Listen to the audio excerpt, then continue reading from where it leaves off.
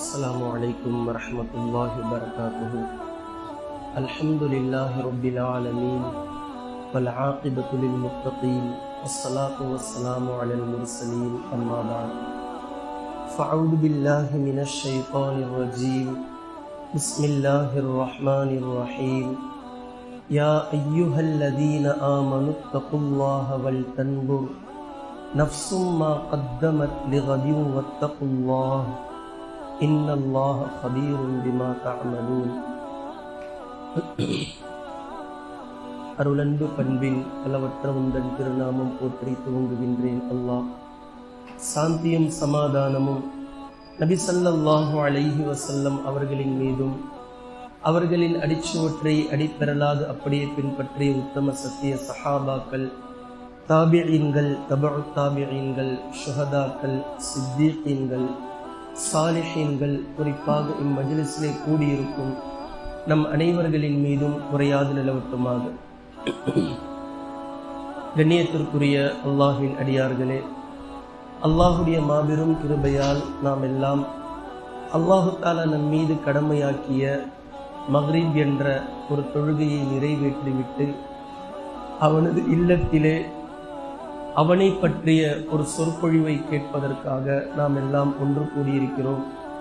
அல்லாஹு தஆலா இந்த சபையை அவனால் ரஹ்மத் செய்யப்பட்ட சபையாக, அவனால் பொருந்தி கொள்ளப்பட்ட சபையாக ஆக்கியருள் புரிவானாக. எந்த நோக்கத்திற்காக இங்கு நாம் ஒன்று கூடியிருக்கின்றோமோ இன்ஷா அல்லாஹ் அந்த நோக்கத்தை அல்லாஹு தஆலா முழுமையாக வெற்றியடைய செய்து இம்மையிலும் மறுமையிலும் இதற்கான அளப்பெரிய நற்கூலியை நம் அனைவர்களுக்கும் தந்துருள் புரிவானாக. கண்ணியத்திற்குரிய அல்லாஹ்வின் அடியார்களே, இந்த உலகம் நம்மை இழுத்து செல்லக்கூடிய வேகத்தில் பரவலாக பொதுவாக மனிதர்கள் என்ன செய்து கொண்டிருக்கிறோம், நாம் எதை திசை மாறி எந்த பக்கம் சென்று கொண்டிருக்கிறோம் என்று தெரியாமல் ஒவ்வொரு நபர்களும் அவரவர்களுக்கு தெரிந்த வழியிலே அவரவர்கள் சென்று கொண்டிருக்கிறார்கள். ஆனால் நம்மை படைத்த ரப்புல் ஆலமீன் நமக்கென்று ஒரு வழியை சொல்லி தந்திருக்கின்றான்.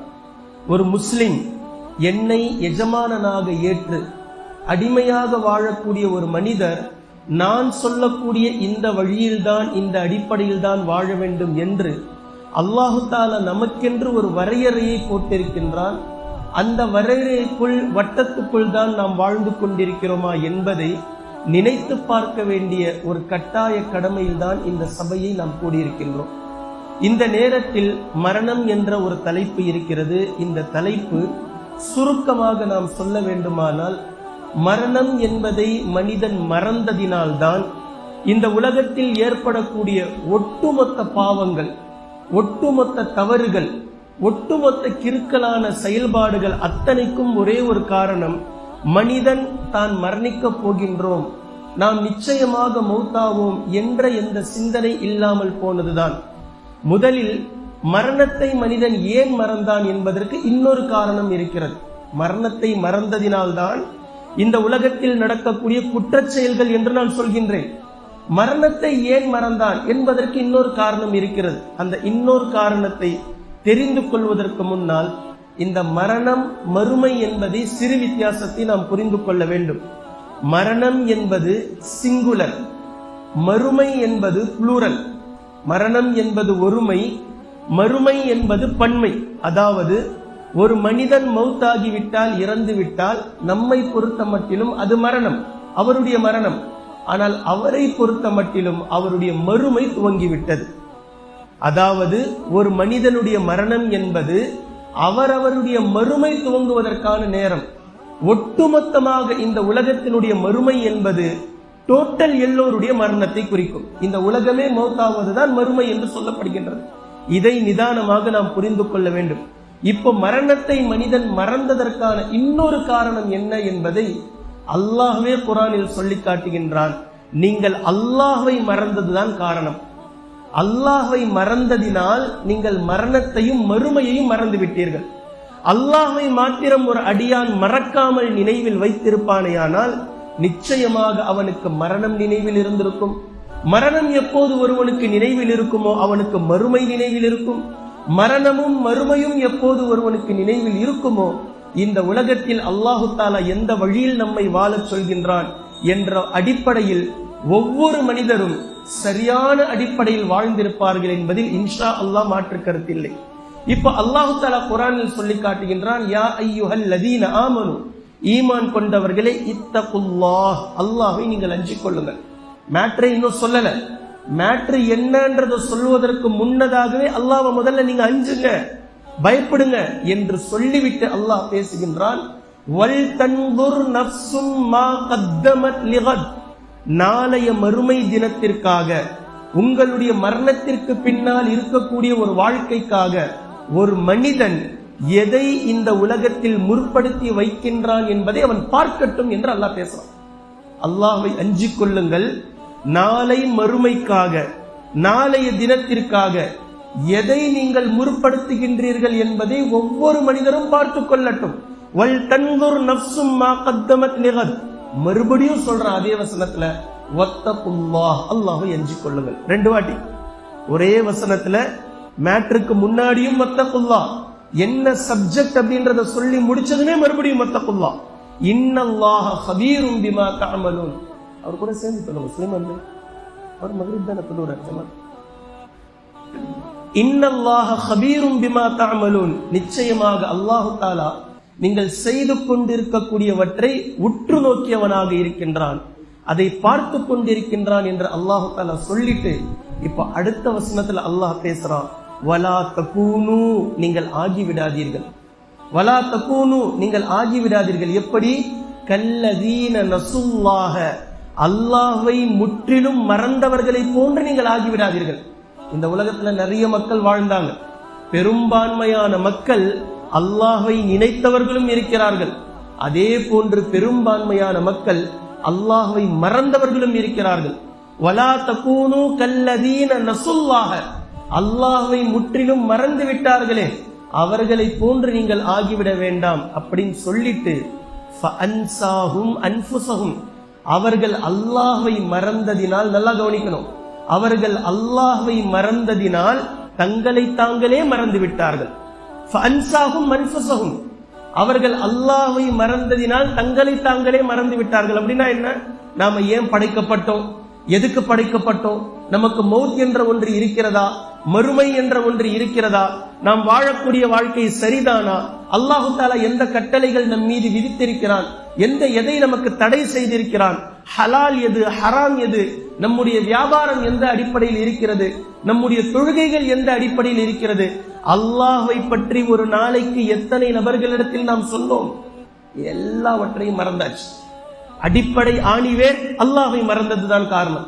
அல்லாஹ்வை மறந்ததினால் ஃபஅன்சாஹும் அன்ஃபுஸஹும், தங்களை தாங்களே அவர்கள் மறந்து விட்டார்கள். சொல்லிட்டு அல்லாஹ் தஆலா இப்ப ரிசல்ட் பதிவு பண்றான். அல்லாஹ்வை மறந்தவர்கள் யார்? உலாயிக ஹுமுல் ஃபாஸிகூன், இவர்கள் பாவிகள். முடிஞ்சு போச்சு. இது நம்ம சொல்லல, ரிசல்ட் அல்லாஹ்வே ஃபத்வா கொடுக்கிறான். உலாயிக ஹுமுல் ஃபாஸிகூன், இவர்கள் பாவிகள் ஆகிவிட்டார்கள். இப்போ ரிசல்ட்டுக்கு ஒரு உதாரணம் சொல்லணும்ல, ஒரு உவமை எது? இப்ப உதாரணத்திற்கு பாங்கு சொல்லப்படுகின்றது. அல்லாஹு அக்பர், அல்லாஹு அக்பர், அல்லாஹ் மிகப்பெரியவன் சொல்லி முஅத்தின் அழைக்கிறார். ஆக சிறந்த அழைப்பு உலகத்திலே இதுதான், சிறந்த அழைப்பிதழ் இதுதான். தாவாவில் அழகிய தாவா அழைக்கப்படுகின்றது. இப்படி அழைக்கக்கூடிய நேரத்தில் ஒருவர் எனக்கு தூக்கம்தான் பெருசு அப்படின்னு சொல்லி ஃபஜ்ர்ல தூங்குறாருன்னா இவர் அல்லாஹ்வை மறந்தவர், மறந்துட்டார். அல்லாஹ்வை மறந்தார். இந்த அழைப்பிற்கு என்னால் பதிலளிக்க முடியாது. அல்லாஹு அக்பர், அல்லாஹு அக்பருக்கு பதிலளிப்பதாக உண்மையில் இருந்தால் எந்திரிச்சு தொழுகைக்கு அவர் வரணும். ஃபஜ்ருக்கு இது ஒரு உதாரணமா நான் சொல்றேன், வந்திருக்கணும். இப்ப எப்ப அவர் மறந்தாரோ, என்னால வர முடியாதுன்னு சொன்னாரோ, அல்லாஹ்வை அவர் மறந்தார். அல்லாஹ்வை மறந்தவரால் இந்த உலகத்துல எதையுமே நினைவில் வைத்துக் கொள்ள முடியாது. இப்ப இவர் ஃபாசிக், பாவி என்று அல்லாஹ் ரிசல்ட் சொல்றான். இப்ப இதே இன்னொரு உதாரணம் சொல்லணும் அப்படின்னா, இப்ப நபி ஸல்லல்லாஹு அலைஹி வஸல்லம் அவர்கள் சொன்னார்கள், ஒரு ஆண் மகன் தாடி வைக்க வேண்டும். ஒரு முஸ்லிமுடைய அடையாளம் ஒரு ஆண் மகன், அவர் தாடி வைக்க வேண்டும். இப்போ நபி ஸல்லல்லாஹு அலைஹி வஸல்லம் அவர்களுடைய கட்டளை தாடி வைக்க வேண்டும் என்பது கட்டளை. இப்போ ஒருத்தர் சொல்றார், என்னால வைக்க முடியாது, இந்த உலகத்தினுடைய ஆசாபாசம் தாடி வைக்காமல் இருப்பதுதான் எனக்கு சுகத்தை தருகின்றது, தாடி வைப்பது என்பது எனக்கு பெருசா ஒன்னும் கஷ்டத்தை தரல என்று அல்லாஹ்வின் தூதர் ஸல்லல்லாஹு அலைஹி வஸல்லம் அவர்களுடைய கட்டளையை புறக்கணிக்கிறார் என்றால் இவர் அல்லாஹ்வை மறக்கிறார். எப்போது அல்லாஹ்வை மறக்கிறாரோ இவர் தன்னைத்தானே மறக்கிறார், எல்லா விஷயத்தையும் மறக்கிறார், இவர் பாவி. உலாயிக ஹுமுல் ஃபாஸிகூன். இத சொல்லிட்டு அல்லாஹ் தஆலா சொல்றான், லா யஸ்தவி அஸ்ஹாபுன் நாரி வ அஸ்ஹாபுல் ஜன்னah. சொர்க்கவாசிகளும் நரகவாதிகளும் ஒருபோதும் சமமாக மாட்டார்கள். இந்த உலகத்துல இருக்கும் போதே அல்லாஹ் எப்படி பிரிக்கிறான் பாருங்க. லா யஸ்தவி அஸ்ஹாபுன் நாரி வ அஸ்ஹாபுல் ஜன்னah. இந்த உலகத்தில் இருக்கும் போதே அல்லாஹ் தஆலா பிரிச்சு காமிக்கிறான், சொர்க்கவாசிகளும் நரகவாதிகளும் ஒருபோதும் சமமாக மாட்டார்கள் என்று அல்லாஹ் தஆலா சொல்லக்கூடிய இந்த வசனத்தை உன்னிப்பாக நாம் கவனிக்க வேண்டும். மரணத்தை மறந்ததற்கான காரணம் அல்லாஹ்வை மறந்ததுதான் என்று இந்த இடத்தில் பேசுகின்றது. அல்லாஹ் தஆலா இன்னொரு இடத்துல கேட்கிறான், இது சூரத்துல் ஹஷ்ர். சூரத்துல் இன்ஃபிதார்ல அல்லாஹ் தஆலா கேட்கிறான், பொதுப்படையா எல்லா மக்களையும் ஒன்றாக அழைத்து கேட்கின்றான், யா அய்யுஹல் இன்சான், மனிதனே, மா கர்ரக பி ரப்பிக்கல் கரீம், சங்கை மிக்க உன் இறைவனை மறக்கடிக்க செய்தது எது? இந்த உலகத்துக்கு உன்னை நான் அனுப்பினதே நீ என்னை இணைக்கத்தான். நான் எந்த கட்டளையை சொல்லி இருக்கின்றேன், நான் என்ன மாதிரி உன்னை வாழ சொல்லி இருக்கின்றேன், எந்த அடிப்படையில நீ வாழணும், எந்த அடிப்படையில நீ என்னிடத்தில் திரும்பி வரணும் என்ற அடிப்படைக்காகத்தான்பா உன்னை நான் படைச்சிருக்கிறேன். ஆனா இந்த மெயினான ஒரு அடிப்படையை தவிர மற்ற எல்லா விஷயத்தையும் நீ மறந்துட்ட, மற்ற எல்லா விஷயத்தையும் ஞாபகம் வச்சிருக்கிற, இத ஒன்ன மட்டும் நீ மறந்துட்ட. இந்த ஒன்றை மறந்து விட்டு டோட்டல் அத்தனையும் ஞாபகம் வச்சிருக்கிற. ஆனா அல்லாஹ் தஆலா சொல்ற, உன்னை ரப்புல் ஆலமீனை மறக்கடிக்க செய்தது எது? அப்படி உலகத்துல நீ எதை பார்த்த, எதை பார்த்து அல்லாஹ்வை நீ மறந்து விட்டாய்? ஒவ்வொரு நொடியும் அல்லாஹ்வை அல்லவா நீ நினைவில் வைத்திருக்கிறோம். அது அல்லாஹ் தஆலா சொல்லும் போது ரப்பு என்று மட்டும் சொல்லாமல் பிரப்பிக்கல் கரீம், சங்கையானவன். இந்த உலகத்திலேயே உங்களிடத்தில் சங்கையாக நடந்த ஒருவன் இருக்கிறான் என்றால் அவன் ரப்புல் ஆலமீன் தான். அல்லாஹ் ஒருவன் தான் உங்களுடைய வாழ்நாளில் சங்கையாக ஆக்கி வைத்திருக்கின்றான். சங்கையானவன் அவன் தான், பிரப்பிக்கல் கரீம். இப்ப அல்லாஹ் தஆலா எவ்வளவு சங்கையானவன் அப்படின்றத நமக்கு புரிய வைக்கணும்ல, புரிய வைக்கிறான். எவ்வளவு சங்கையானவன் அல்லாஹ் தஆலா நம்முடைய விஷயத்தில் என்பதை அவனே நமக்கு புரிய வைக்கிறான். அல்லதி ஹலகக ஃபஸவ்வாக ஃபஅதலக. அல்லாஹ் தஆலா எங்கெல்லாம் மௌத்தை பற்றி பேசுவானோ அங்கெல்லாம் நம்முடைய பிறப்பை பற்றியும் பேசுவான். எங்கெல்லாம் அல்லாஹ் தஆலா மறுமையை பற்றி பேசுவானோ அங்கெல்லாம் நம்முடைய பிறப்பை பற்றி பேசுவான். எங்கெல்லாம் குறைஷி மக்கள் இந்த மரணத்திற்கு பின்னால் உயிர் எழுப்புதல் இருக்கிறதா, மறுமை என்ற ஒன்று நிகழுமா, அல்லாஹ் தஆலா மறுபடியும் நம்மை உயிர் கொடுத்து எழுப்புவானா, கேள்வி கணக்கு கேட்பானா, சொர்க்கம் நரகம் இருக்கிறதா என்று எப்போதெல்லாம் குறைஷி மக்கள், உலகத்தில் மக்கள் சந்தேகம் கொள்வார்களோ, இந்த ஒவ்வொரு சந்தேகம் வரும் போதெல்லாம் அல்லாஹ் தஆலா நம்மை தலையில் நறுக்கென்று கொட்டி பேசுகின்றான். உன்னுடைய வயதிற்கு முன்னால், அதாவது உங்களுக்கு ஒரு 40 வயசு, 50 வயசு, 20 வயசு, 25 வயசா இருக்கிறீங்கன்னா அந்த வயசுக்கு முன்னாடி நீங்க என்னவா இருந்தீங்கன்னு யோசிச்சு பாருங்க. இந்த உலகத்துல உங்களை மாதிரி ஒரு சாப்டரே இல்ல. அப்துல் காதர், அப்துல் பாசித், அப்துல் ரஹ்மான், அப்துல்லா என்ற ஒரு பேரே இல்ல. 25 வயசு உங்களுக்கு என்றால் 26 வருஷத்துக்கு முன்னாடி அப்துல் காதர் என்ற ஒருவரே இல்ல உலகத்துல. இல்லாமல் இருந்த உங்களை எப்படி உண்டு பண்ணி கொண்டு வந்தானோ, இருக்கும் உங்களை மீண்டும் ஏன் அல்லாஹ் தஆலா மறுமையில் கொண்டு வர மாட்டான் என்பதை அடிக்கு மேல் அடியாக அல்லாஹ் தஆலா கேள்வி எழுப்பதை நீங்கள் குர்ஆனில் பார்க்கலாம். இப்ப அல்லாஹ் தஆலா பேசுறான், எவ்வளவு சங்கையானவன் அல்லாஹ் தஆலா தெரியுமா? அல்லதி ஹலகக, அவன்தான் உங்களை படைத்தான். படைச்சவனையேவா மறந்துட்டீங்க? டீ வாங்கி கொடுத்தா கூட அவனுக்கு நீங்க ஞாபகம் வச்சிருக்கிறீங்க. அன்னைக்கு அவர் தான் டீ வாங்கி கொடுத்தாரு, நான் கடுமையான பசியில இருந்தேன், அவர் தான் எனக்கு அன்னைக்கு சாப்பாடு கொடுத்தாரு. ஒருவேளை சாப்பாடு, ஒருவேளை டீக்கே நன்றி மறக்க கூடாதுன்னு சொல்லிட்டு இந்த உலகம் உங்களுக்கு புரிய வச்சிருக்கே. உங்களை படைத்தவனை நீங்கள் எப்படி மறந்தீர்கள்? ஹலகக, அவன் தான் உங்களை படைத்தான். எப்படி படைச்சான்றதை என்னைக்காவது நீங்க யோசிச்சு பார்த்திருப்பீங்களா? என்னைக்காவது நீங்க அதை திங்க் பண்ணுங்கன்ற அல்லாஹ் தஆலா அதை யோசிங்க. உங்களுடைய உடற்கூறுகள் எப்படி உருவானது? ஒன்றுமே இல்லாமல் அற்பமான ஒரு விந்து துளி. உங்களுடைய 25 வருடங்களுக்கு முன்னால், உங்களுடைய வயசு 16 வருஷத்துக்கு முன்னாடி உங்களுடைய தாயினுடைய அந்த கர்ப்பப்பையில் ஒரே ஒரு விந்து துளியாக சென்ற நீங்கள் 9 மாதங்கள் 10 மாதங்கள் கழித்து 2.5 கிலோ 3 கிலோவா வெளியே வந்திருக்கிறீங்க. யார் உருவாக்கியது? யார் உங்களை இது போன்று படைத்தது? இப்படி ஒரு உருவமாக உங்களை கொண்டு வந்தது யார்? எப்படி மாறினீங்க? ஒரே ஒரு அற்பமான விந்து துளி, ஒரு துளியாக இருக்கும் போது நீங்கள் எவ்வளவு மில்லிகிராமா இருந்திருப்பீங்க. ஆனா 2.5 கிலோவாக 3 கிலோவாக 2.5 கிலோவாக மாற்றியது யார்? எப்படி மாத்தலாம்? கொஞ்சம் கொஞ்சமா வாரம் 40 நாளைக்கு ஒரு வாட்டி பக்குவமா உங்களை மாத்தினானே, அல்லதி ஹலகக, அவனையா நீங்கள் மறந்தீர்கள்? ஃபஸவ்வாக, உங்களுடைய படைப்பை நீங்கள் பார்த்திருக்கிறீங்களா? உங்களுடைய படைப்பு எப்படிப்பட்ட படைப்பா இருக்குன்றத கொஞ்சம் யோசிங்க. மேல தலை, கீழே காலு, சைட்ல கை, நடுவுல உடம்பு. இதை தாண்டி உங்களால் வேற விதமா யோசிக்க முடியுதா? இதை தாண்டி உங்களால வேற மாதிரியான ஒரு யோசனை ஏதாவது யோசிக்க முடியுதா? இந்த மனுஷன மாதிரி ரோபோட்டை கண்டுபிடிச்சாலும் கூட அவன் கூட அப்படிதான் கண்டுபிடிப்பான். மேல தலை, மூஞ்சி, கீழே காலு, சைட்ல கை, நடுவுல உடம்பு, இப்படிதான் கண்டுபிடிப்பான். இதற்கு மாற்றமாக யாராவது கண்டுபிடிக்க சொல்லுங்க பாப்போம். கீழே தலை, மேல காலு, கை பின்னாடி, முதுகு முன்னாடி, வேற மாதிரி கண்டுபிடித்தா நீங்க மனுஷனே ஒத்துக்க மாட்டீங்க. இதுதான் மனிதனுடைய தோற்றம், இப்படித்தான் மனிதன் இருக்க வேண்டும் என்ற இந்த செம்மையை ஃபஸவ்வாக, இதை கொண்டு வந்து நிறுவியது யார்? இப்படிதான் ஒரு மனிதன் இருக்கணும் அப்படின்றத கொண்டு வந்து காமிச்சது யார்? அல்லாஹு தஆலா குர்ஆன்ல கேட்கிறான், நீங்கள் காணுகிறீர்கள் இந்த உலகத்தில் 4 கால்களில் நடக்கக்கூடிய கால்நடைகளும் இருக்கின்றன, 2 கால்களில் நடக்கக்கூடிய நீங்களும் இருக்கிறீர்கள், காலே இல்லாமல் ஊர்ந்து செல்லக்கூடிய ஜந்துகளும் இருக்கின்றது. ஒருவேளை உங்களுக்கு கையையும் காலையும் அல்லாஹ் தஆலா கொடுக்காம அப்படியே நீங்க ஊர்ந்துகிட்டு போற மாதிரி இருந்தா எப்படி இருந்திருக்கும்?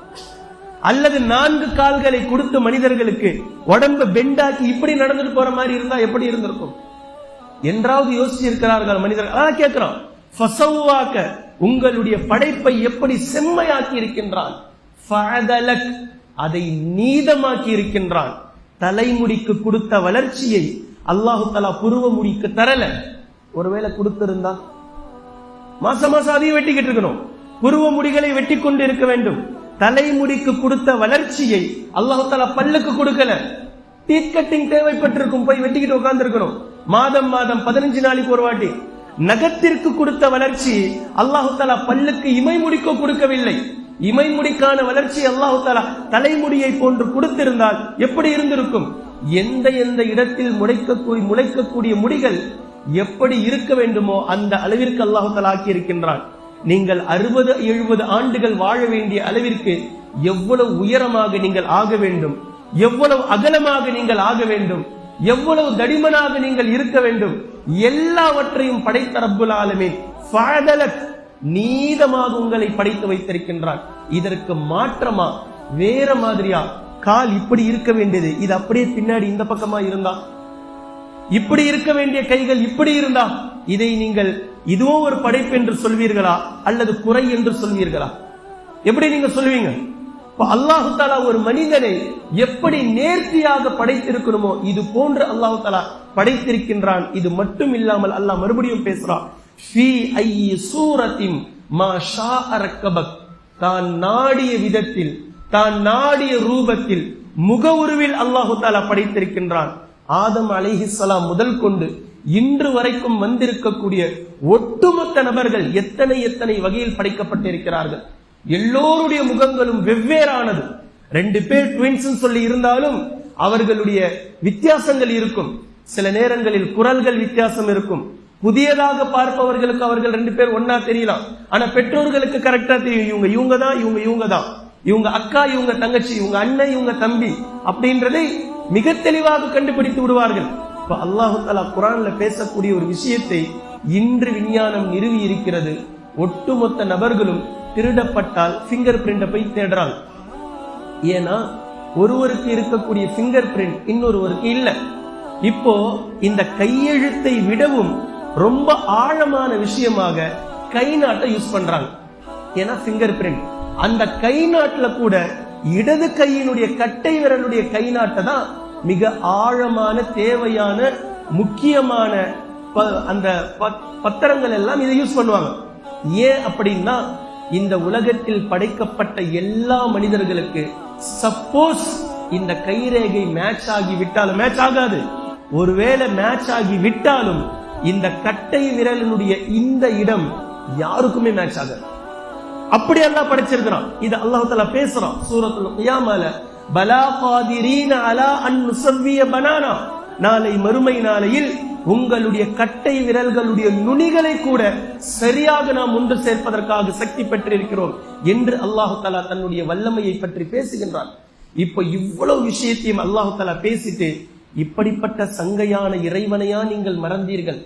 இந்த அல்லாஹ்வை மறப்பதற்கு அப்படி எதை நீங்கள் உலகத்தில் கண்டுவிட்டீர்கள்? எதை நீங்க பாத்தீங்க? தொழுகையை விடுறீங்க, பெற்றோர்களுடைய பேச்சை கேட்க மறுக்கிறீங்க, உங்களுடைய ஆசிரியர்களுடைய பேச்சை கேட்க மறுக்கிறீங்க. இந்த உலக ஆடம்பரம், இந்த உலகம் உங்களுக்கு கொடுக்கக்கூடிய கண்ணியத்தை நீங்கள் பெரிதாக மதிக்கிறீர்கள், அதை நீங்க பெருசா பாக்குறீங்க. அதுதான் உங்களுக்கு தேவை. நண்பர்கள் கிட்ட ஸ்பெண்ட் பண்ற டைம் பெற்றோர்கள் கிட்ட ஸ்பெண்ட் பண்ண முடியல. நண்பர்களுடைய பேச்சை கேட்கக்கூடிய நேரம் பெற்றோர்களுடைய பேச்சு கசக்கின்றது. அப்படின்னா நீங்க பிறந்த உடனே போயிருக்கணும்ல நண்பர்கள் கிட்ட.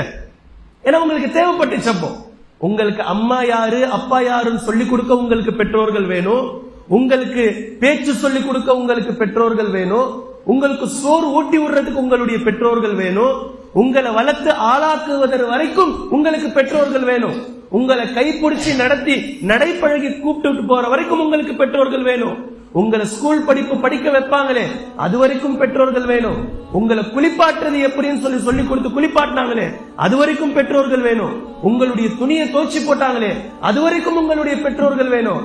ஆனா இதெல்லாம் தாண்டி 16-20 வயசு வந்ததுமே இப்ப எல்லாம் என்னால பாத்துக்க முடியும்னா இந்த 20 வருஷ பெற்றோர்கள் வேண்டாம்.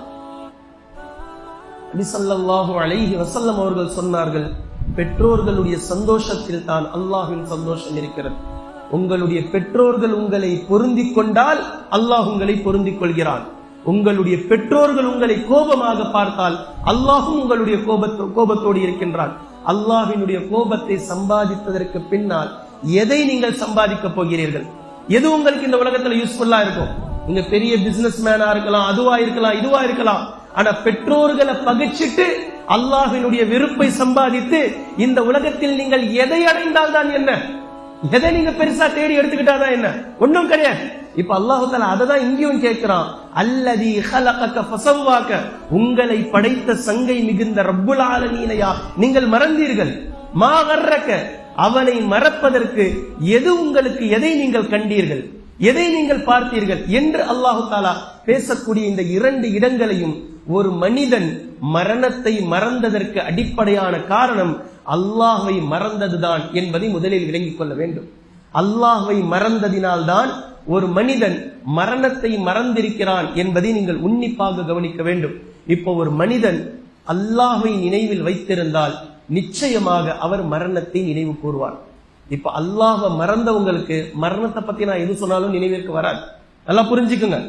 யாருக்கு அல்லாஹுடைய நினைவு இருக்கிறதோ, யார் அல்லாஹ்வை மறக்காமல் நினைவு கூறக்கூடியவராக இருக்கிறாரோ கண்டிப்பாக அவர்களுக்குத்தான் மரணத்தை பற்றிய நினைவும் வரும்.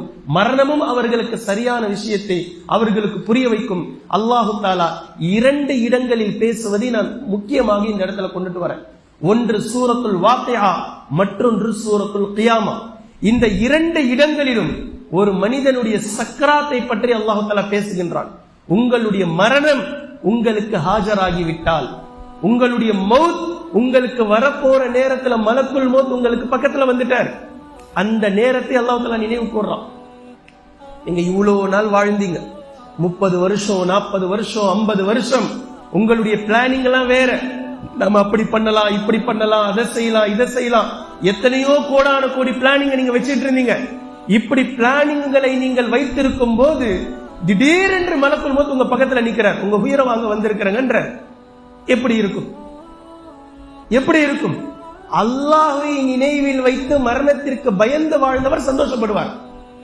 யார் அல்லாஹ்வை நினைவில் கொண்டு அல்லாஹ்வினுடைய கட்டளைப்படி இந்த உலக வாழ்க்கையை அமைத்துக் கொண்டாரோ, மரணம் எப்போது வேண்டுமானாலும் நம்மை தழுவும் என்று எப்போது பயந்து பயந்து வாழ்ந்தாரோ, மலக்குல் மௌத் வந்ததை நினைத்து சந்தோஷப்படுவார். சுப்ஹானல்லாஹ், அல்ஹம்துலில்லாஹ், உங்களை தான் நான் எதிர்பார்த்துட்டு இருந்தேன்.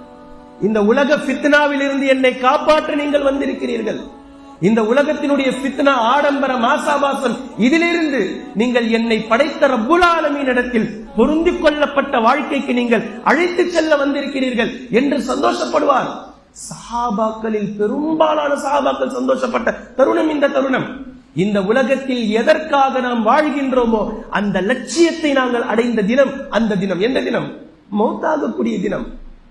இந்த உலகத்தில் எந்த குறிக்கோளை முன்னோக்கி நாங்கள் வாழ்கின்றோமோ அதை அடைந்த தினம் அந்த தினம். எந்த தினம்? மௌத்தாகக்கூடிய தினம். முஆத் இப்னு ஜபல் ரலியல்லாஹு அன்ஹு மிகப்பெரிய மார்க்க மேதை, மிகப்பெரிய மார்க்க மேதை, உலமாக்களுக்கெல்லாம் முன்னோடி. முஆத் இப்னு ஜபல் ரலியல்லாஹு அன்ஹு நபி ஸல்லல்லாஹு அலைஹி வஸல்லம் அவர்கள் வெகுவாக பாராட்டி இருக்கிறார்கள். முஆத் இப்னு ஜபல் ரலியல்லாஹு அன்ஹு அவர்களுடைய அறிவுத்திறனை யமன் தேசத்திற்கு ஆளுநராக ஆக்கியிருக்கிறார்கள். அஅலமுஹும் பில் ஹலாலி வல் ஹராமி முஆத் இப்னு ஜபல்.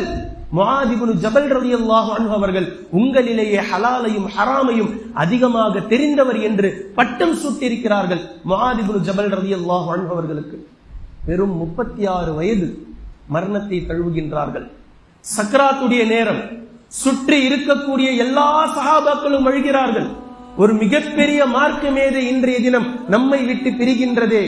ஆனால் முஆத் இப்னு ஜபல் ரலியல்லாஹு அன்ஹு அவர்கள் சந்தோஷமாக சிரித்துக் கொண்டிருக்கிறார்கள். என்ன காரணம்?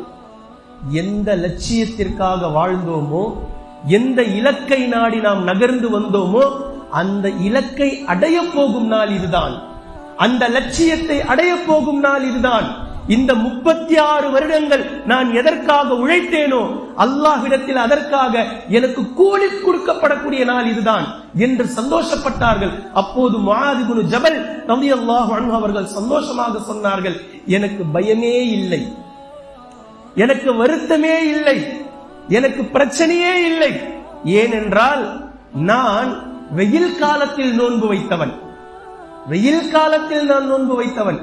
குளிர்காலத்தில் நோன்பு காலம் வந்தாலும் நம்முடைய மக்கள் சுகர் இருக்கு, பிபி இருக்கு, நோன்பு விடுறதுக்கு ஏதாவது சாக்கு போக்கு கிடைக்குமா, இப்ப நான் நோன்பை விட போறேன், இதுக்கு ஏதாவது பரிகாரம், இதை தேடியே நம்முடைய மக்களுடைய காலங்கள் கழிந்து விட்டது.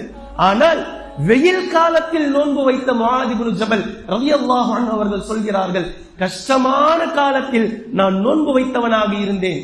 நபி ஸல்லல்லாஹு அலைஹி வஸல்லம் அவர்கள் கூற நான் கேட்டிருக்கிறேன், யார் வெயில் காலத்தில் நோன்பு நோற்பாரோ, சிரமம் பாராமல் யார் நோன்பு நோற்பாரோ அவர்களுக்கு அல்லாஹ்விடத்தில் மகத்தான கூலி இருக்கிறது என்று நபி ஸல்லல்லாஹு அலைஹி வஸல்லம் அவர்கள் சொல்லியதை நான் கேட்டிருக்கிறேன். அப்படி நான் நோன்பு வச்சவன், அதனால எனக்கு கவலை கிடையாது, நான் சந்தோஷம் அடைகிறேன். அதே மாதிரி இன்னொன்னு சொல்றாங்க, மக்கள் எல்லாம் தூங்கும் போது, மக்கள் எல்லாம் உறங்கிக் கொண்டிருக்கும் போது எழுந்து நின்று வணங்கியவன் நான், அல்லாஹு தாலா ஆச்சரியப்படுவார் என்று நபி ஸல்லல்லாஹு அலைஹி வஸல்லம் சொன்னாங்க. அல்லாஹு தாலா ஆச்சரியப்படுகின்றான். யாரை பார்த்து? மக்கள் எல்லாம் உறங்கிக் கொண்டிருக்கும் போது எழுந்து நின்று அல்லாஹை வணங்குறாரே, அது தஹஜ்ஜுத்தாக இருக்கலாம், ஃபஜ்ராக இருக்கலாம், இந்த வேளையில் எழுந்து நின்று வணங்கக்கூடிய ஒரு அடியாரை பார்த்து அல்லாஹ் வியக்கின்றான், அல்லாஹ் சந்தோஷப்படுகின்றான் என்று சொன்னார்கள் அல்லாஹ்வின் தூதர் ஸல்லல்லாஹு அலைஹி வஸல்லம் அவர்கள். அதை முஆத் இப்னு ஜபல் ரலியல்லாஹு அன்ஹு அவர்கள் நினைவு கூறுகின்றார்கள். தன்னுடைய சக்ராத்துடைய நேரத்தில் மக்கள் எல்லாம் உறங்கிக் கொண்டிருக்கும் போது எழுந்து நின்று வணங்கியவன் நான். எனவே அல்லாஹை சந்தோஷப்படுத்திய அடியார்களில் ஒருவனாக நானும் இருக்க ஆசைப்படுகின்றேன், சந்தோஷம் என்று சொன்னார்கள். கண்ணியத்திற்குரிய அல்லாஹின் அடியார்களே, இப்படி ஏராளமான சஹாபாக்கள் தங்களுடைய மரணத்தை நினைத்து மரண நேரத்திலே சந்தோஷப்பட்டிருக்கிறார்கள் என்பதை நாம் பார்க்கின்றோம். ஆனால் இன்றைய தினம் மௌத் என்று சொன்னாலே, மரணம் என்று நினைத்தாலே நமக்கு பிரச்சனைக்கு மேல பிரச்சனை. ஆனா இப்ப என்ன பிரச்சனைனா, பிரச்சனையாக இருக்கக்கூடிய ஒன்றையே மறந்துவிட்டு வாழ்வது எவ்வளவு பெரிய பிரச்சனை. மௌத் அப்படின்றதே ஒரு பிரச்சனை நம்ம வச்சிட்டு இருக்கிறோம். ஆனா அதை கூட மறந்து விட்டு இந்த உலகத்தினுடைய மோகத்தில், உலக ஆடம்பரத்தில், உலகத்தினுடைய ஆசாபாசத்தில் மறந்துவிட்டு நாம் வாழ்கின்றோம். இது அல்லாஹ் தஆலா எப்படி கேள்வி எழுப்புறான் தெரியுமா? சூரத்துல் வாக்கியால, ஃபலௌலா இன் குன்தும் கைர மதீனீன் ஃபலௌலா இதா பலகத்தில் ஹுல்கூம். உங்களில் ஒரு அடியாருக்கு அவருடைய உயிர் தொண்டை குழியை அடைந்து விட்டால், ஃபலௌலா இதா பலகத்தில் ஹுல்கூம், அவருடைய ரூஹ், அவருடைய உயிர் தொண்டை குழியை அடைந்து விட்டால், மலக்குல் மௌத் வந்துட்டார் அலைஹிஸ்ஸலாம், வந்து அவருடைய ரூஹை கைப்பற்றி இழுக்கின்றார். இப்படி இழுக்கும் போது தொண்டை குழியை ரூஹ் வந்துவிட்டால் ஃபலௌலா இதா பலகத்தில் ஹுல்கூம் வ அன்தும் ஹீனஇதின் தன்துரூன், சுற்றி இருக்கக்கூடிய நீங்கள் எல்லாம் அதை பார்த்து கொண்டிருப்பீர்கள். நீங்கள் அதை பார்த்துக்கிட்டு தான் இருப்பீங்க. அவர் சக்கராத்துடைய ஹாலத்துல இருக்கிறாரு, மேல் மூச்சு வாங்குறாரு, கீழ் மூச்சு வாங்குறாரு. ஆம்புலன்ஸுக்கு கால் பண்ணோம், வந்து பார்த்துட்டு சொல்லிட்டாங்க இன்னும் 2 மணி நேரத்துல உயிர் போயிடுங்க, ஒரு மாதிரியா தாங்க இருக்கு, இது வேலைக்கு ஆகாதுங்க, ஃபர்ஸ்ட் எய்டு கொடுத்து கூப்பிட்டுட்டு போனாலும் தேராதுங்க அப்படின்னு அவர் சொல்லிட்டு போயிட்டார். இந்த மாதிரி எத்தனை கேசுகளை பார்த்தவர்கள் இருக்கிறாங்க. இப்ப அல்லாஹ் தஆலா கேட்கிறான், அன்தும் ஹீனஇதின் தன்துரூன், நீங்கள் அதை பார்த்து கொண்டுதான் இருக்கிறீர்கள். வநஹ்னு அக்ரபு இலைஹி மின்கும் வலாகின் லா துப்சிரூன், அன்றைய நேரத்தில் நாம் கூட அங்கு நெருக்கமாக இருப்போம். அதாவது நம்முடைய கட்டளை அங்கு இருக்கும், நம்முடைய வானவர்கள் அங்கு இருப்பார், நம்மால் அனுப்பப்பட்ட மலக்குல் மௌத் அங்கு இருப்பார். மலக்குல் மௌத்தை சுற்றி ஒரு மிகப்பெரிய வானவர்களுடைய படை பட்டாளம் இருக்கும் அலைஹிஸ்ஸலாத்து வஸ்ஸலாம். இப்படி இருப்பார்கள். அவர்கள் நாம் நெருக்கமாகத்தான் இருப்போம், ஆனால் நீங்கள் அதை பார்க்க மாட்டீர்கள். உங்களுக்கு பேஷண்ட் தெரிவார், பேஷண்ட் சக்கராத்துடைய நேரத்தில் இருப்பது தெரியும். ஆனா சுற்றி இருக்கக்கூடிய வானவர்கள் யாரும் உங்களுக்கு தெரிய மாட்டாங்க. ஆனா அவருக்கு தெரிவார். யாருக்கு? யார் சக்கராத்துடைய நேரத்தில் இருக்கிறாரோ அவருக்கு எல்லாமே தெரியும். மலக்குல் மௌத் தெரிவார். மலக்குல் மௌத் எப்போ தெரிய ஆரம்பிக்கிறாரோ அப்போ சுற்றி இருக்கக்கூடிய எல்லாமே மறைஞ்சிரும், முடிஞ்சு போச்சு. இந்த உலகத்தை பார்த்த நிமிடங்கள், இந்த உலகத்தை பார்த்த நொடிகள் எல்லாமே கவரப்பாயிடும். இப்ப தெரிவதெல்லாம் மலக்குல் மௌத் தெரிவாரு. மலக்குல் மௌத்தை சுற்றி இருக்கக்கூடிய வானவர்களுடைய கூட்டம் தெரியும். மறுமை தெரிய ஆரம்பிக்கும், மறுமையினுடைய பயங்கரம் தெரிய ஆரம்பிக்கும். இது அல்லாஹ்வின் தூதர் ஸல்லல்லாஹு அலைஹி வஸல்லம் அவர்கள் ஹதீஸ்ல பேசுறாங்க. முஸ்னத் அஹ்மதுடைய ஹதீஸ் இருக்கு, மிக நீளமான ஹதீஸ். கண்ணுக்கு எட்டும் தூரம் வரைக்கும் வானவர்கள் தெரிவார்கள். அவருக்கு வேற எதுவுமே தெரியாது. வீடு தெரியாது, ஹால் தெரியாது, ரூம்ல இருக்கிறோமா இல்ல ஐசியூ வார்டுல இருக்கிறோமா இல்ல நார்மல் வார்டுல இருக்கிறோமா அதெல்லாம் தெரியாது. மலக்குல் மௌத் ஆஜராகிவிட்டால் மலக்குல் மௌத் தெரிவார், சுற்றி இருக்கக்கூடிய வானவர்கள் தெரிவார்கள். அவர் கெட்டவராக இருந்தால் அதி பயங்கரம் தெரிய ஆரம்பிக்கும். அவர் நல்லவராக இருந்தால் தூய காற்றும் நறுமணமும் அவருக்கு வீச ஆரம்பிக்கும். மறுமை தெரிய ஆரம்பிக்கும், உலகம் மறைய ஆரம்பிக்கும். ஏன்னா அந்த டைம் வந்துருச்சு. சக்கராத் வந்துட்டா அவர் திரும்பி வர போறதில்லை. சக்கராத்துல இருந்து மீண்டு வர மாட்டார். சக்கராத் என்ற ஒன்று வந்துவிட்டால் அந்த பக்கம் மௌத்துக்கு போவாரே தவிர இந்த பக்கம் வர மாட்டார். அல்லாஹ் தஆலா இத பேசுறான். நாமும் நெருக்கமாக அங்கு இருப்போம், நீங்கள் எங்களை காண மாட்டீர்கள், ஆனால் அவர் வானவர்களை காண்பார், அவர் பார்ப்பார். ஆனா நீங்கள் அவரை பார்த்துக்கிட்டு இருப்பீங்க. இந்த நேரத்தில் அல்லாஹ் தஆலா ஒரு சவால் விடுகின்றான், ஒரு கேள்வி எழுப்புறான். இந்த உலகத்தில் நீங்கள் வாழ்ந்த நாட்களில் எவ்வளவு திமிரா வாழ்ந்தீர்கள், எவ்வளவு ஆடம்பரத்தோடு வாழ்ந்தீர்கள், எவ்வளவு ஆணவத்தோடு வாழ்ந்தீர்கள். நான் யார் தெரியுமா, எங்க அப்பா யார் தெரியுமா, எங்க தாத்தா யார் தெரியுமா, என் வாழ்க்கை என்ன தெரியுமா, நான் நினைச்சா அப்படி பண்ணிருவேன், நான் நினைச்சா இப்படி பண்ணிருவேன், என்ன என்ன திமிர் தெனாவட்டை நீங்கள் காட்டினீர்கள். இப்போ உங்களுடைய திமிர் தெனாவட்டிற்கு ஒரு சவால். சவாலை எடுக்கட்டும் உலகத்தில் யாராவது. இன்று வரை யாரும் எடுக்கல. 1400 ஆண்டுகளாக யாரும் எடுக்காத சவால் இன்ஷா அல்லாஹ் இனியும் கியாமத் நாள் வரைக்கும் யாரும் எடுக்க முடியாது. ஏனென்றால் அல்லாஹ்வால் மட்டுமே முடிந்ததை அல்லாஹ் சவால் விடுகின்றான். ஃபலௌலா இன் குன்தும் கைர மதீனீன், நீங்கள் அடங்கா பிடாரிகளாக உலகத்தில் வாழ்ந்திருந்தீர்களா இல்லையா? எவ்வளவு திமுரு, எவ்வளவு தெனாவட்டு, எவ்வளவு பெருமை. ஒரு தொழுகையை ஒருவன் விடுகின்றான் என்றால் வெறுமனே அவன் தொழுகையை விடுறான்னு நினைச்சுக்காதீங்க. அது வெறுமனே சாதாரண ஒரு சின்ன பாவம்லாம் கிடையாது. நபி ஸல்லல்லாஹு அலைஹி வஸல்லம் அவர்கள் சொன்னார்கள், பைனல் அப்தி வ பைனல் குஃப்ரி தர்கு ஸலாத்தி, ஒரு முஸ்லிமுக்கும் முஸ்லிம் அல்லாத காஃபிருக்கும் இறை நிராகரிப்பாளருக்கும் இடையில் இருக்கக்கூடிய மிகப்பெரிய வித்தியாசம் தொழுகையை விடுவது என்றார்கள். ஒருவன் தொழுதால் அவன் முஸ்லிம், ஒருவன் தொழவில்லை ஆனால் அவன் காஃபிர். நபி ஸல்லல்லாஹு அலைஹி வஸல்லம் அவர்களுடைய ஃபத்வா, மன் தர்கு ஸலாத் முத்தஅம்மிதன் ஃபகத் கஃபர, எவர் வேண்டும் என்றே ஒருவேளை தொழுகையை விட்டாரோ அவர் காஃபிராகி விட்டார் என்று நபி ஸல்லல்லாஹு அலைஹி வஸல்லம் அவர்கள் சொன்னார்கள். ஒருவன் ஃபஜ்ர் தொழுகையை விட்டால், ஒருவன் ஃபஜ்ர் தொழுகை பாங்கு சொல்லப்படுகின்றது, இகாமத் சொல்லப்படுகின்றது, ஃபர்லான தொழுகை நிறைவேற்றப்படுகின்றது, ஆனால் ஒருவர் உறங்கிக் கொண்டிருக்கிறார். இவர் யார்? வீட்டில் தூங்கிட்டு இருக்கிறார், எனக்கு தூக்கம் தான் பெருசு என்று தூங்கிக் கொண்டிருக்கிறார். ஃபர்லான கடமையான தொழுகையை பாழாக்கி கொண்டு உறங்கியவருடைய தண்டனையை நபி ஸல்லல்லாஹு அலைஹி வஸல்லம் அவர்கள் சொன்னார்கள். இவருடைய தலையின் மேல் பெரும்பாலான ஒரு பெரிய பாறையை போட்டு நசுக்கப்படும். அந்த தலை சுக்கு நூறாக ரத்தம் சிதறி மூளை சிதறி சுக்கு நூறாக தெரிக்கப்படும். மறுபடியும் அந்த தலை ஒன்றாக்கப்படும். மறுபடியும் அவருடைய தலையின் மீது கல் போடப்படும். மறுபடியும் சுக்குநூறாக்கப்படும். மறுபடியும் ஒன்று சேர்க்கப்படும். இப்படி தண்டனை செய்யப்பட்டு கொண்டே இருக்கும் பர்சத்தில் என்று அல்லாஹ்வின் தூதர் ஸல்லல்லாஹு அலைஹி வஸல்லம் அவர்கள் சொல்லிய இந்த ஹதீஸ். இப்போ ஃபஜ்ர் தொழுகையை ஒருவர் விடுறார் அப்படின்னா முதலாவது அவர் காஃபிர் ஆயிட்டார். ஏனைய எந்த வக்தை விட்டாலும் ஒரு முஸ்லிம் அல்லாதவன் தான் தொழுகையை விடுவான், அல்லது அவன் மௌத்தாகி இருக்க வேண்டும். ஒரு மௌத் தொழுகையை விடும். லுஹர் தொழுகைக்கு ஜனாசா எடுக்கிறாங்கன்னு சொல்லி ஜனாசாவை தூக்கிட்டு வந்தா தூக்கிட்டு வரக்கூடிய நபர்கள் அவரை ஓரமா வச்சுட்டு தொழுகைக்கு வருவாங்க. ஃபர்லான தொழுகை நடக்கும், அவர் மையத்தாக வெளியே படுத்திருப்பார், அவரால் சொல்ல முடியாது. மௌத்து தான் தொழுகையை விடும். உயிரோடு இருந்து கொண்டு ஒருவர் தொழுகையை விடுறார் அப்படின்னா அவர் மௌத்தானவர் அப்படின்னு அர்த்தம். அவர் உயிரோடு இருக்கிறவர்ல கணக்கில் எடுக்கப்பட மாட்டார். அல்லது உயிரோடு இருந்து ஒருவர் தொழுகையை விடுறார் அப்படின்னா அவர் காஃபிர். இது நம்பர் 1, அவர் காஃபிர் ஆகிறார். இரண்டாவது ஃபஜ்ர் தொழுகையை ஒருத்தர் மறுபடியும் விடுறார் அப்படின்னா அவர் முஷ்ரிக் ஆகிறார். நபி ஸல்லல்லாஹு அலைஹி வஸல்லம் அவர்கள் சொன்னார்கள், எங்களுடைய காலங்களில், அதாவது சஹாபாக்கள் அறிவிக்கிறாங்க, எங்களுடைய காலத்தில் யார் ஃபஜ்ரையும் இஷாவையும் விடுவார்களோ அவர்கள் முஷ்ரிக்குகள், இணை வைப்பாளர்கள். இதை வைத்துதான் எங்களில் யார் முஃமின், யார் முஷ்ரிக், யார் இணை வைப்பாளர் என்பதை நாங்கள் அறிந்து கொள்வோம். எங்களுடைய அளவுகோல் ஃபஜ்ரையும் இஷாவையும் விடுபவர். இப்போ ஃபஜ்ர் தொழுனா ஆல்ரெடி காஃபிராவும் ஆகிறார், அவர் முஷ்ரிக்காவும் ஆகிறார். ஃபஜ்ர் தொழலனா ஒருவர் காஃபிராவும் ஆகிறார், அவர் முஷ்ரிக்காவும் ஆகிறார். இணை வைப்பாளராக இல்லாது மட்டும் இல்லாமல் அவர் முனாஃபிக்காகவும் அவர் ஆகிவிடுகின்றார். முனாஃபிக்குகளுடைய அளவுகோல் தொழுகையை விடுவது, ஃபஜ்ரை விடுவது. இது மட்டும் இல்லாமல் இன்னொரு ரீதியாக எப்போதெல்லாம் அல்லாஹ்வினுடைய கட்டளையை ஒருவன் மறுக்கிறானோ, நபி ஸல்லல்லாஹு அலைஹி வஸல்லம் அவர்களுடைய கட்டளையை ஒருவன் மறுக்கிறானோ அது வெறுமனே பாவத்தில் மட்டும் சேராது.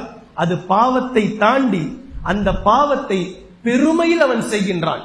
எப்போது அல்லாஹ்வுடைய கட்டளையை ஒருவன் மறுக்கிறானோ இதை செய்ய முடியாதுன்னு சொல்லி சொல்றதுதான் அர்த்தம்.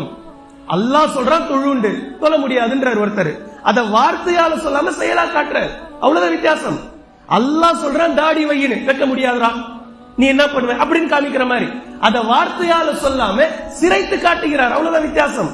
அல்லாஹ் சொல்லுகின்றான் நீ இப்படிதான் முடிவெட்டணும்னு சொல்லிட்டு. இளைஞர்களை நாம் பல இளைஞர்களுடைய தலைகளை பார்க்கிறோம், அப்படிலாம் முடியாது, நாங்க இப்படிதான் வெட்டுவோம்.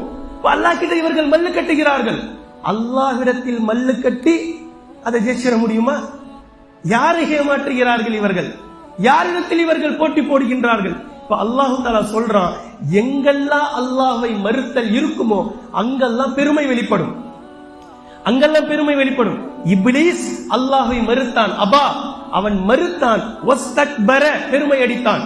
சுஜூது செய் என்று அல்லாஹ் தஆலா சொல்லும் போது எல்லா மாணவர்களும் சுஜூது செய்தார்கள், இவன் மட்டும் சுஜூது செய்ய மாட்டேன்னா.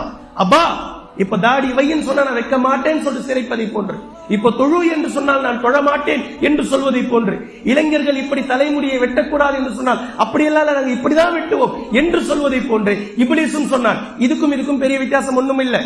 அவன் சுஜூது செய்ய மாட்டேன், அபா மறுத்தான், வஸ்தக்பர, பெருமை அடித்தான். இப்போது மறுக்கக்கூடிய ஒவ்வொரு நபர்களும் பெருமை அடிக்கிறார்கள், அல்லாஹ்விடத்தில் பெருமை அடிக்கிறார்கள். நபி ஸல்லல்லாஹு அலைஹி வஸல்லம் அவர்கள் சொன்னார்கள், பெருமைக்கு சொந்தக்காரன் அல்லாஹ் ஒருவன் தான். யாருடைய உள்ளத்தில் கடுகளவு பெருமை இருக்குமோ அவர் நிச்சயமாக சொர்க்கத்தில் நுழைய மாட்டார் என்று சொன்னார்கள். நரகத்திற்கு போக மாட்டார் என்று சொல்வதை விடவும் சொர்க்கத்திற்குள் நுழைய மாட்டார் என்று சொல்வது, ஒருவரை பார்த்து நரகவாதி என்று சொல்வதை விட சொர்க்கவாசி இவர் இல்லைன்றது சொல்றது ரொம்ப காட்டமானது. நபி ஸல்லல்லாஹு அலைஹி வஸல்லம் இதை சொல்றாங்க, சொர்க்கத்திற்குள் நுழைய மாட்டார் என்று நபி ஸல்லல்லாஹு அலைஹி வஸல்லம் அவர்கள் பெருமை இருப்பவர்களை சொல்கிறார்கள். எனவே பாவம் செய்யக்கூடிய ஒவ்வொரு நபர்களுடைய உள்ளத்திலும் இப்லீஸ் எப்படி பெருமை கொண்டானோ அப்படி பெருமை இருக்கிறது என்பது பொருள் என்பதை நம்மால் அழகாக புரிந்து முடிகிறது. இப்போ ஃபஜ்ர் தொழுகையை விடக்கூடியவர் காஃபிர் ஆகிறார், முனாஃபிக் ஆகிறார், முத்தகப்பீர், பெருமை அடிப்பவராக ஆகிறார். இத்தனை பாவங்களையும் ஒரே ஒரு வேளை தொழுகையை விடுவதை கொண்டு அவர் மாறுகின்றார். ஒரே ஒரு தொழுகை, ஒரு ஃபஜ்ருடைய ஜமாத்தை விடுவதன் மூலம் 3 பாவங்களை சம்பாதிப்பதை நாம் பார்க்கின்றோம். கண்ணியத்திற்குரிய அல்லாஹ்வின் அடியார்களே, இந்த இடத்துல அல்லாஹ் தஆலா கேட்கக்கூடிய கேள்வி, ஃபலவுலா இன் குன்தும் கைர மதீனின், நீங்கள் அடங்கா பிடாரிகளாக இருந்தீர்களா இல்லையா? உங்களுடைய திமுறையும் தெனாவட்டையும் எவ்வளவு அகம்பாவத்தோடு இந்த உலகில் வாழ்ந்தீர்கள். இப்போ உனக்காக நான் கொடுத்த டைம் எல்லாம் க்ளோஸ், டைம் அப், எல்லாம் முடிஞ்சு போச்சு. இப்போ என்னுடைய வானவர் வந்து ரூஹை இழுக்கிறார். இப்ப அல்லாஹ் தஆலா விடக்கூடிய சவால் என்னன்னா, உன்னால முடிஞ்சா வெளியே போகக்கூடிய ரூஹை பிடிச்சு மறுபடியும் நிறுத்தி உள்ள அனுப்ப பார்ப்போம். அல்லாஹ் கொடுக்கக்கூடிய சவால், இன் குன்தும் கைர மதீனி தர்ஜிஊனஹா இன் குன்தும் சாதிகீன், நீங்கள் இடக்கூடிய உங்களுடைய பெருமையில் நீங்கள் உறுதியானவர்களாக இருந்தால், என்னை மறுத்து வாழ்ந்தீர்களே இத்தனை காலம், இந்த மறுப்பில் நீங்கள் உறுதியானவர்களாக இருந்தால் நீங்க என்ன செஞ்சு காமிங்க, வெளியே போகக்கூடிய உயிரை நீங்க பிடிச்சு உள்ள விட்டு காமிங்க பாப்போம், மறுபடியும் உடலுக்குள் விடுங்கள். மைக்கேல் ஜாக்சன் நமக்கு எல்லாம் தெரியும், மிகப்பெரிய பாடகர் பிளஸ் ஆடகர், பாப் பாடகர், மிகப்பெரிய ஒரு டான்ஸ் நடனம், எல்லாருக்குமே தெரியும். பெண்கள் போட்ட கேட் வாக்குக்கு மயங்கினதை விட இவர் போட்ட 3 வாக்குக்கு மயங்கினவங்க நிறைய பேர் இருக்கிறாங்க. அவருக்கான ரசிகர் பட்டாளம் மிகப்பெரிய பட்டாளம், மில்லியன் கணக்கில் சம்பாரிச்சவர் அவர். இப்ப மைக்கேல் ஜாக்சன் ஆசைப்பட்டார் 150 வருஷம் வாழணும்னு ஆசைப்பட்டார். அவருடைய ஆசை 150 வருடங்கள் வாழ வேண்டும் என்று ஆசைப்பட்டார். அதற்காக அவருடைய உணவு, அவருடைய பானம், அவர் எதையெல்லாம் குடிப்பாரோ சாப்பிடுவாரோ எல்லாமே தலை சிறந்த மருத்துவர்களால் லேபுக்கு போய் டெஸ்ட் பண்ணி தான் அவர் சாப்பிடுவார். அப்படிப்பட்ட ஒரு வாழ்க்கையை வாழ்ந்தார். 36 பேரை விலைக்கு வாங்கி அடிமையா வச்சிருந்தார். அவருடைய உடலுக்கு ஏதாவது பிரச்சனை அப்படின்னா அந்த பார்ட்ஸை இவங்க கொடுத்துருவாங்க, உடனே விலைக்கு வாங்கிட்டார். அவங்கள 36 பேரை வாங்கி வச்சிருந்தார். 150 வேலைக்காரர்கள் அவருடைய வீட்டில் இருந்தாங்க. இப்படிப்பட்ட ஆடம்பரமான சொகுசான வாழ்க்கையை வாழ்ந்தவர்.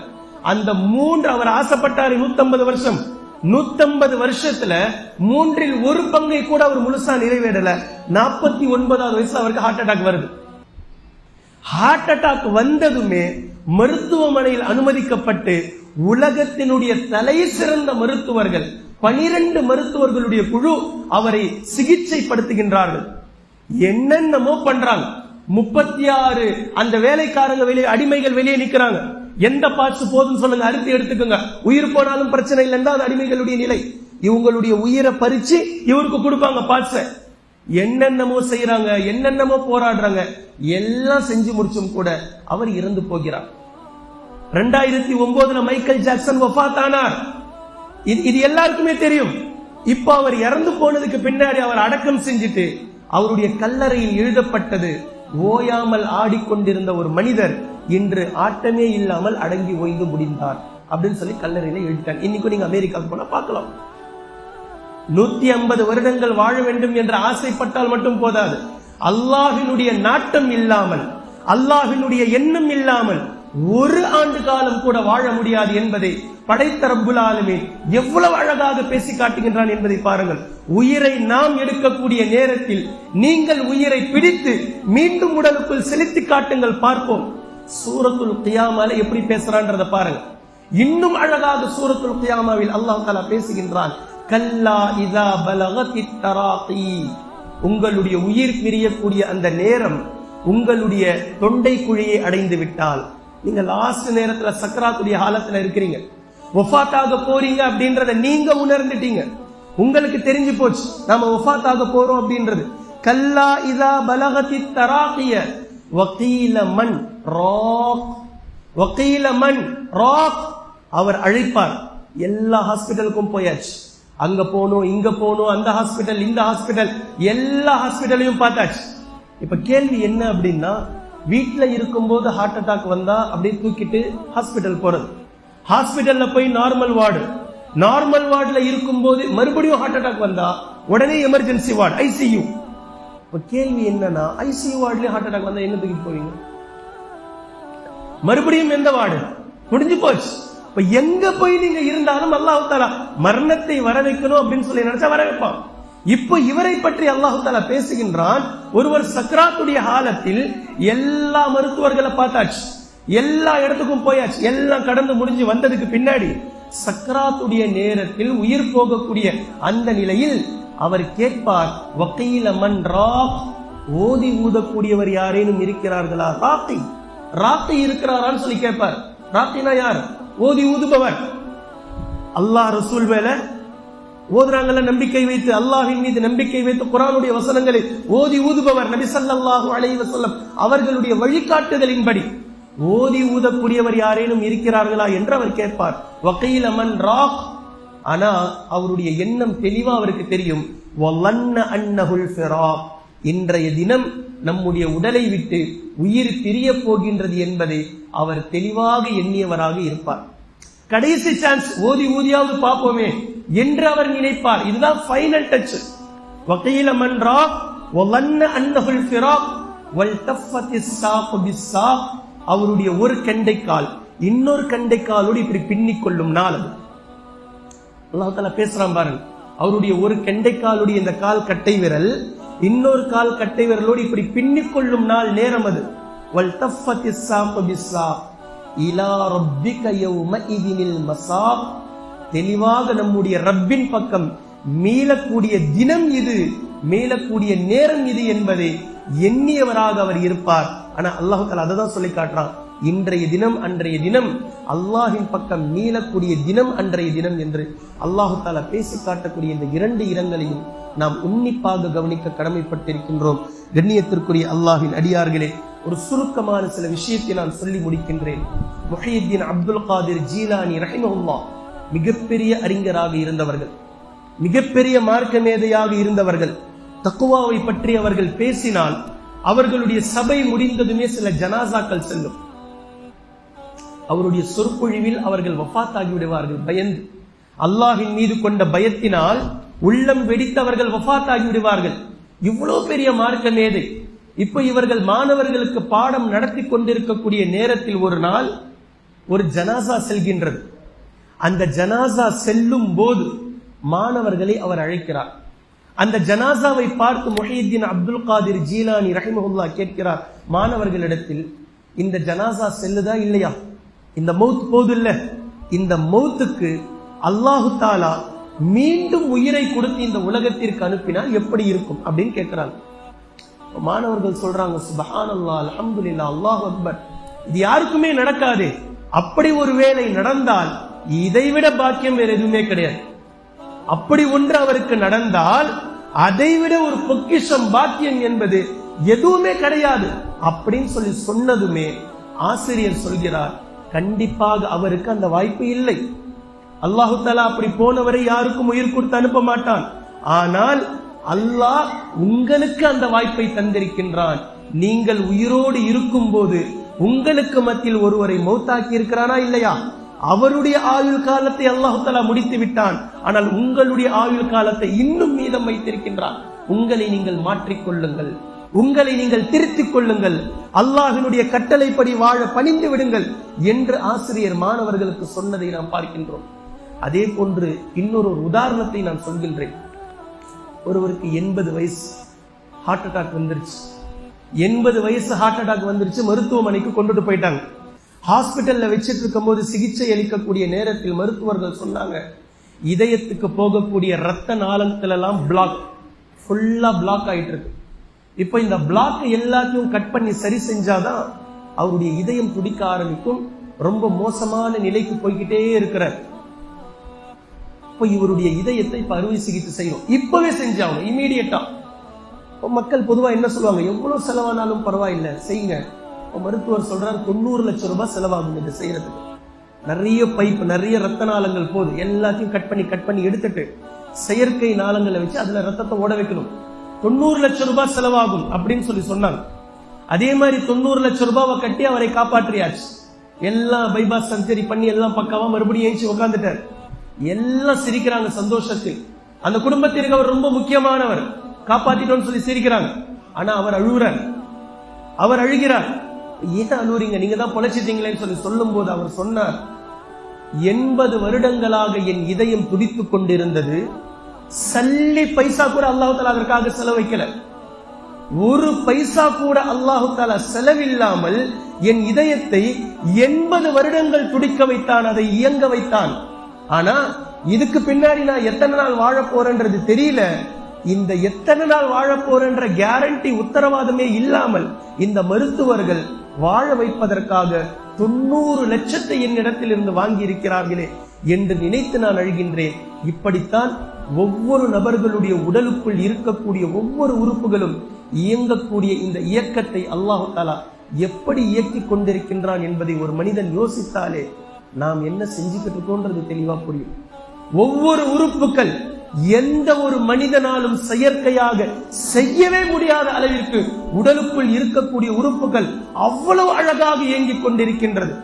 யாராலும் சிந்தித்து கூட பார்க்க முடியாத பிரமிப்பிலும் பிரமிப்பு. மருத்துவர்கள் ஆலோசனை வழங்கலாம், மருத்துவர்கள் அதை சீர் செய்யலாம், மருத்துவர்கள் அதற்கு மாற்று விதத்தை தயாரிக்கலாம். ஆனால் அது போன்றது ஒரு உறுப்பை தயாரிக்கவே முடியாது. அது போன்ற எந்த உறுப்பையும், ஒரு கிட்னியை, ஒரு நுரையீரலை, ஒரு கல்லீரலை செய்ய முடியாது. ஒரு மூளையை, ஒரு கண்ணை, இவ்வளவு மெகா பிக்சல் கொண்ட ஒரு கண்ணை உடலுக்குள் அல்லாஹு தஆலா இவை அனைத்தையும் இலவசமாக வைத்திருக்கின்றான். நீ வாழ், நீ வாழ். உனக்கான கண் பார்வை, உனக்கான பேச்சு திறன், உனக்கான சுவாசிக்கக்கூடிய அந்த நுகர்வு திறன், உனக்கான கை, உனக்கான கால் எவ்வளவு அழகாக தந்திருக்கிறேன். இந்த உலகத்துல உனக்கு நான் ஹலால் ஆக்கியது எல்லாவற்றையும் எடுத்துக்கொள், சாப்பிடு, உறங்கு, இளைப்பாறு, சந்தோஷமாக இரு. ஆனால் வாழக்கூடிய முறை மட்டும் நான் எப்படி கட்டளையிட்டிருக்கின்றனோ அந்த அடிப்படையில் தான் வாழ வேண்டும். இப்படி மட்டும் நீ வாழல அப்படின்னா அப்படிப்பட்ட நபர்களுக்கு இலக்கு மௌத். இந்த மௌத்துக்கு பின்னால் நீ எப்படி வாழ்ந்தாய் என்ற கேள்விக்கு பதில் சொல்ல நேரிடும். நீ எப்படி இந்த உலக வாழ்க்கையை நாசம் செய்தாய், நான் எப்படி சொல்லி உன்னை அனுப்பினேன், நீ என்ன செய்தாய் என்பதை பற்றி உன்னிடத்தில் கேள்வி கேட்கப்படும் என்பதை இந்த குர்ஆனுடைய வசனங்களும் ஹதீஸ்களும் மிக தெளிவாக நமக்கு புரிய வைக்கின்றது. ஒரே ஒரு ஹதீஸை சொல்லி நான் பயானை முடிக்கின்றேன். அல்லாஹ்வின் தூதர் ஸல்லல்லாஹு அலைஹி வஸல்லம் அவர்கள் சொல்லக்கூடிய ஹதீஸ், சஹல் பின் சஅத் ரலியல்லாஹு அன்ஹு அவர்கள் அறிவிக்கிறார்கள். முஸ்ததரக் அல் ஹாக்கிமிலே பதிவாக்கப்பட்ட ஹதீஸ். ஜிப்ரீல் அலைஹிஸ்ஸலாம் அவர்கள் நபி ஸல்லல்லாஹு அலைஹி வஸல்லம் அவர்களிடத்தில் வந்தார்கள். நபி ஸல்லல்லாஹு அலைஹி வஸல்லம் அவர்கள் சொல்றாங்க, அத்தானி ஜிப்ரீல், ஜிப்ரீல் அலைஹிஸ்ஸலாம் அவர்கள் என்னிடத்திலே வந்தார்கள். வந்து 5 அட்வைஸ் எனக்கு பண்ணாங்க, 5 உபதேசங்களை எனக்கு செய்தார்கள். நல்லா கவனிக்கணும், உபதேசம் செய்யக்கூடியவர் யார் என்பது நமக்கு தெரியும். ஜிப்ரீல் அலைஹிஸ்ஸலாம் விண்ணுலகத்தின் தலைவர். அட்வைஸ் யாருக்கு செய்யறாங்க? அகிலங்களின் தலைவர் முஹம்மது ஸல்லல்லாஹு அலைஹி வஸல்லம் அவர்களுக்கு ஜிப்ரீல் அலைஹிஸ்ஸலாம் அவர்கள் அட்வைஸ் பண்றாங்க 5 உபதேசங்கள். இந்த 5 உபதேசங்களை நாம் நினைத்தால் இத வாழ்க்கையில ஒரு இலக்கா வச்சுக்கிட்டாலே நமக்கு போதும். ஜிப்ரீல் அலைஹிஸ்ஸலாம் அவர்கள் செய்யக்கூடிய முதல் உபதேசம், யா முஹம்மத் இஷ் மா ஷிஅத ஃபஇன்னக மய்யித்துன். முஹம்மதே, நீங்கள் எப்படி வேண்டுமானாலும் வாழுங்கள், நீங்க எப்படி வேணா வாழுங்க. நல்லவரா வாழுங்க, கெட்டவரா வாழுங்க, பெருமை பிடிச்சி வாழுங்க, பணிவாரவரா வாழுங்க, சந்தோஷமா வாழுங்க, அல்லாஹ்வை ஏத்துக்கிட்டு வாழுங்க, அல்லாஹ்வை மறுத்து வாழுங்க, எப்படி வேணா நீங்க வாழ்ந்துகிட்டு இருங்க. ஆனா ஃபஇன்னக மய்யித்துன், நீங்க மௌத்தாவீங்க. நீங்க ஒரு நாள் என்ன செய்வீங்க? மௌத்தாவீங்க. இந்த மௌத்துக்கு பின்னால் நீங்க எப்படி வாழ்ந்தீங்கன்றது தெளிவாகுமா இல்லையா? நீங்க எப்படி வாழ்ந்தவராக இருந்தாலும் சரி, ஃபஇன்னக மய்யித்துன், மௌத்தானதுக்கு பின்னாடி கண்டிப்பா உங்களுக்கு கேள்வி கணக்கிற்கு பரேடு இருக்கின்றத மிக தெளிவாக ஜிப்ரீல் அலைஹிஸ்ஸலாம் அவர்கள் அரை வரியில் புரிய வைக்கிறார்கள். இந்த உலகத்தில் ஒரு மனிதன் எப்படிப்பட்டவனாக வாழ்ந்தாலும் சரி, எல்லோருக்கும் மௌத் என்பது இருக்கிறது. கடவுளை மறுப்பவன் கூட இந்த உலகத்தில் இருக்கின்றான், ஆனால் மரணத்தை மறுப்பவன் இல்லை. கண்டிப்பா ஒரு நாள் மௌத்தா போறோம் அப்படின்றது அவனும் தெரிஞ்சுதான் வச்சிருக்கிறான். கடவுளை பல கடவுள் கும்பிடுபவன் இருக்கின்றான், ஆனால் கண்டிப்பா ஒரு நாள் மௌத் இருக்கு அப்படின்றத விளங்கிதான் வச்சிருக்கிறான். அதைத்தான் ஜிப்ரீல் அலைஹிஸ்ஸலாம் சொல்றாங்க, நபியே முஹம்மதே, நீங்கள் எப்படியும் வாழுங்கள், ஆனால் நிச்சயமாக நீங்கள் மௌத்தாவீர்கள் என்பதை மறந்து விடாதீர்கள். மௌத்தை நீங்கள் மறந்ததுனாலதான் எப்படியும் வாழலாம்ன்ற தாட் வருது. மௌத்தை மட்டும் ஒருவர் நினைவில் வைத்திருந்தால் கண்டிப்பாக இப்படித்தான் வாழ வேண்டும், அல்லாஹு தஆலா இப்படித்தான் கட்டளையிட்டிருக்கின்றான் என்ற நினைப்பு ஒவ்வொரு மனிதர்களுக்கும் கண்டிப்பாக வந்திருக்கும். இரண்டாவது அட்வைஸ் பண்றாங்க, இரண்டாவது உபதேசம், வஹ்பிப் மா ஷிஅத, நீங்கள் யாரை வேண்டுமானாலும் நேசியுங்கள், நீங்கள் நாடியவரின் மீது பிரியம் வையுங்கள், நீங்கள் நாடியவரின் மீது அன்பு காட்டுங்கள். ஆனால் ஒரு நாள் அவரை விட்டு நீங்கள் பிரிக்கப்படுவீர்கள். யாரை வேண்டுமானாலும் நீங்கள் நேசித்துக் கொண்டிருங்கள், யாரை வேண்டுமானாலும் நீங்கள் பிரியப்படுங்கள், ஆனால் நீங்கள் கண்டிப்பாக ஒரு நாள் அவரை விட்டு நீங்கள் பிரிக்கப்படுவீர்கள். நம்பர் 3வது உபதேசம், நீங்கள் நாடியதை செய்து கொள்ளுங்கள். அப்படின்னா என்ன சொல்றாங்க? நீங்க தொழுங்க, தொழாம இருங்க, நோன்பு வையுங்க, நோன்பு வைக்காம இருங்க, நீங்க எப்படி இருந்தாலும் சரி, கண்டிப்பாக அதற்காக நீங்கள் கூலி கொடுக்கப்படுவீர்கள். நீங்க என்ன செய்றீங்கன்றத நிதானமா புரிஞ்சு செய்யுங்க. நீங்க தொழுதால் நன்மை இருப்பதை போன்று நீங்கள் தொழாமல் விட்டால் அதற்கான தண்டனையும் இருக்கும். நீங்கள் தெருவில் இருக்கக்கூடிய ஒரு கல்லை தூர போட்டால் அதற்காக அல்லாஹ் தஆலா நன்மை கொடுப்பதை போன்று நீங்கள் சாதாரணமாக நினைத்து செய்யக்கூடிய அற்பமான பாவம் என்று நினைத்து செய்யக்கூடிய அந்த பாவத்திற்கும் தண்டனை இருக்கும். நபி ஸல்லல்லாஹு அலைஹி வஸல்லம் அதனால தான் சொன்னாங்க, எந்த ஒரு நன்மையையும் அற்பமாக கருதி அந்த நன்மையை செய்யாம விட்டுறாதீங்க, கண்டிப்பாக அதுக்கு நன்மை இருக்கு. அதே போன்றுதான் எந்த ஒரு பாவத்தையும், இது ஒரு சின்ன பாவம் தானங்க, நாங்கெல்லாம் பெருசாவா செஞ்சுக்கிட்டு இருக்கிறோம், நாங்கெல்லாம் தண்ணி அடிச்சுக்கிட்டு இருக்கிறோம், நாங்கெல்லாம் கஞ்சாவா அடிச்சுக்கிட்டு இருக்கிறோம். தண்ணி அடிக்கிறவனுக்கு கஞ்சா அடிக்கிறது பெருசு, அப்படிதானே? தண்ணி அடிக்கிறவருக்கு கஞ்சா அடிக்கிறது பெருசு, தம் அடிக்கிறவருக்கு தண்ணி அடிக்கிறது பெருசு. ஏன்பா, நான் தண்ணி எல்லாம் அடிக்கிறது இல்லைங்க, தம்மு மட்டும் தாங்க. பாக்கு போடுறவருக்கு தம் அடிக்கிறது பெருசு, நான் தம்மெல்லாம் அடிக்கிறது இல்லைங்க, பாக்கு மட்டும் தாங்க. அற்பமாக நீங்கள் எதை நினைத்து செய்கின்றீர்களோ பாவம், இதெல்லாம் இருக்கும் இல்ல, இதெல்லாம் பெரிய பாவம். நான் உதாரணத்துக்காக சொன்னேன், பாக்கு போடுறது, தம் அடிக்கிறது ஹராம், அல்லாஹ்வினால் தடுக்கப்பட்ட பாவங்கள். இதை செய்வது மகா குற்றம், நரகத்தில் கொண்டு போய் சேர்க்கும். நான் சொன்னது உவமையா உதாரணமா சொல்றேன். அற்பமாக கருதி அடுத்தவர்களை முறைப்பதுன்னு வச்சுக்கோங்களேன், அடுத்தவர்களை திடீரென்று ஒரு வார்த்தை திட்டிடுறது, அடுத்தவர்கள்கிட்ட போய் பேசுவது. நீங்க உண்மை சொல்றீங்க அவர் நினைச்சுக்கிட்டு இருக்கிறாரு, ஆனா நீங்க அவர்கிட்ட போய் பேசிட்டு வந்துட்டீங்க. இது போன்ற துரோகங்கள் ஏதோ ஒண்ணு, நீங்க சிறிய பாவம் என்று நினைத்து செய்யக்கூடிய எந்த ஒரு பாவத்தையும் நீங்க செஞ்சிடாதீங்க, ஏன்னா அதுக்கும் தண்டனை இருக்கும். நன்மையில் சிறியது என்று நினைத்து விட்டுறாதீங்க, பாவத்தில் சிறியது.